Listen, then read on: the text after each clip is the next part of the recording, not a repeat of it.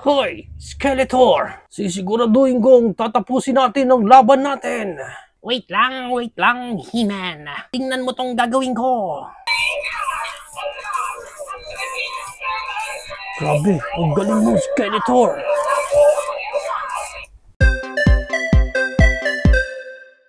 And ito nga ang toy na re-review natin for today. This is the Dancing Skull. Now, before we start, special shoutout muna sa Jolly Star for sending us this Dancing Skull for us to review on our channel. Once again, Jolly Star, thank you so much. Now, as you can see here, ganito na yung klaseng packaging niya sa harap and sa likod, pareho lang nung nasa harap and nung nasa side niya, funny styling, dance music. Anong buff light? Ano yung buff light? Selection, okay. And then sa kabilang side naman, music switch. Pareho lang, music switch. Sa ibabaw niya, ilang itsura, and sa ilalim, mga codes and stuff. Now, pag na-open natin dito yung ating toy, ito lang ang pinakakasama niya sa loob. And check muna natin yung details niya. First, yung head niya. Okay, stylish naman yung pinaka-itsura niya dito. Although, kulang sa paint kasi I don't know kung dapat bang pinturahan ng puti yung ngipin ng skull dito. For me, yung mold niya, okay naman na. And yung parang pinaka-style, mukha naman siya talagang bungo dito. And then, as you can see here, kita na rin yung mga mechanism niya dyan sa loob, of course, kasi bungo naman siya. And then, this one is battery operated. Isa sa mga gimmick netong bungo natin dito is that meron siyang wind up dito na iwa-wind nyo. And then, ang mangyayari dyan is gagalaw-galaw yung bungo natin ng ganyan. Yan. Okay? Yan, no? Kumikembot-kembot siya. Oh, yeah. Ice cream yummy. Pero parang maikli lang yung ano niya, galaw niya. Okay, tingnan natin kung mga ilang seconds yung kanyang pag-ice cream yummy dyan. Okay, and then, let's see. Go! Ice cream yummy. Ice cream good. Oh, yun lang. Nabibitin no? Parang medyo may stack up lang ng konti sa may mga wind niya. Sana mas mahaba. Ang dami-dami nating ikot dito tapos ganun lang ka. Sana mas matagal yung pag-ice cream yummy niyo dyan. Ang kulit din And hindi lang yan yung kanyang gimmick. Meron din siya ditong button and yun nga, may speaker siya dyan. Na pag press nyo yun, yan sa likod, yun.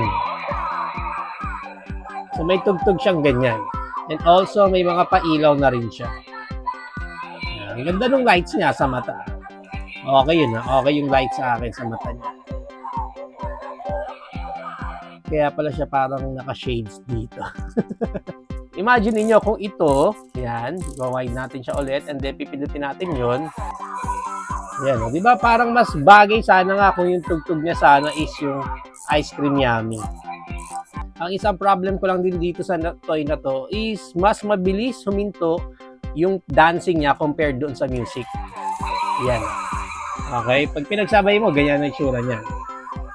Kulit So, tapos na agad Sayang yung kembot niya Meron pa sana. Sana mas madami pa siyang kembot. Pero, yun, Bitin yung sayaw niya. Sana yung sayaw niya, sakto na lang din doon sa pinaka-sounds natin. At least, maganda yung gimmick niya na parang nakalutang talaga yung head dito na hawak-hawak lang niya yung pinaka-skull niya dyan. Para sa height ng skull natin dito, he's around 7.5 inches. And maganda niyan, i-compare pa natin siya sa iba pa nating toys. Tulad ng ating Jollibee lamp, our Minecraft figure.